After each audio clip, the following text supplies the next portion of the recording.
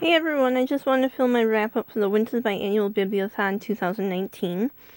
I read around 2,992 pages, which is not including the graphic novel, and I didn't know exactly how many pages that was. I wasn't sure if Goodreads had the right amount. The first challenge was to read the group book, which was Empress of All Seasons by Emiko Jean. Hopefully I didn't butcher that name. I gave that book 4 stars. Melanie is a member of the Animal Wives clan, and what that is women who make the future husbands fall in love with them, they marry them, and then they steal their fortune. However, Melanie is not considered pretty enough, so she has been trained to enter a skilled competition when she has the potential to become the Knit's Empress. And at that competition, Tano is the prince of the future empress, so that she meets him outside of the competition, and there's a little bit of romance there. But in the competition itself, there's 4 different rooms which represent each season, and they have to compete against other women and survive the room to go on to the Knit's room until the end. And there's only one future empress. And besides that, she has a friend from childhood, the son of nightmares, and he comes along to protect her, secretly. It's a really interesting novel, and I really enjoyed it. The ending wrapped up a little bit too quickly for me. I wanted a little bit more, resolution. Don't mind my cat in the background. And the Knits challenge was to read one of the host's 5-star reads, so I read Summer Assault by Katrina Leno. I really loved this book. I gave it 5 out of 5 stars. And what it is it's a set of twins, Georgina and Millie, and they live on the island with their mom, and they run an inn, and each summer there's these bird watchers that come and watch this one bird, Annabella, that comes back every season. And there's a mystery there, and it's a magical realism book with a spark of romance, but the romance is female-female, just so you know. I really enjoyed this book, and I hope to read it again next year. I really recommend it. The Knits challenge was to read a book that got you into reading, and one of the many books that got me into reading was the Babysitters Club books back in the day, and I decided to reread the series, so the Knits book that was on my list was Millie Ann Saves the Day, and in this one, Millie Ann has to face a situation, don't mind the cat, where the kid that she's babysitting for has a high temperature, and she has to figure out how to handle the situation. And besides that, the bigger club problem is that there's competition with another agency in town with older babysitters, so they have to decide how to handle that. Like the other ones, I gave them 3 stars, and I'll talk about more about the books in a separate wrap-up. Again, don't mind my kitty. The next challenge was to read an adult genre book, so I chose The Marriage Bargain. And that one has the fake relationship trope. It also has the best friend's sibling trope. And in this one, Alexa marries her best friend's brother, Nick, when he needs a wife to get a business deal. She marries Nick to get $150,000 to pay off the family's mortgage. Alexa and Nick kissed years ago. Can they pull off the fake marriage for the year? This smutty read was predictable with a convenient plot.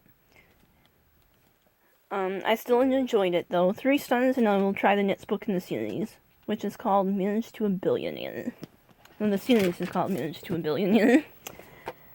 And from there was to combine your favorite genre with your least favorite format. So I decided to read a graphic novel, Giant Days and Volume 1. I'm giving this 3 stars. It's about 3 college friends, and they I should say 3 girls that met at college within the first 3 weeks, and it just talks a little glimpse into their time. It was okay. I'm not going to continue with the series. And from within was to read a book with a cover you don't like. And I chose to read Bruises by Neil Schusterman. Neil Schusterman is becoming one of my favorite authors. He wrote Scythe and Thunderhead, and I really enjoyed those, so I wanted to start reading his backlist. And Bruisen focuses on Tennyson, his twin sister Bronte, Bruisen, and Bruisen's little brother Cody. And they all take narrative perspectives, and it focuses on Bruisen, which is nicknamed Bruisen. And he is dating Bronte, Tennyson's sister, but Bronte realizes strange things, and then Tennyson starts to realize strange things associated with Bruisen as well. So all that is focused on how Bruisen is different, and explores how he's unique and how those around him are affected by it. Just like in Scythe, Schusterman's writing just reeled me in. I'm giving Bruisen 4 stars because it's character-driven, but the plot is lacking in little, especially the anticlimactic ending.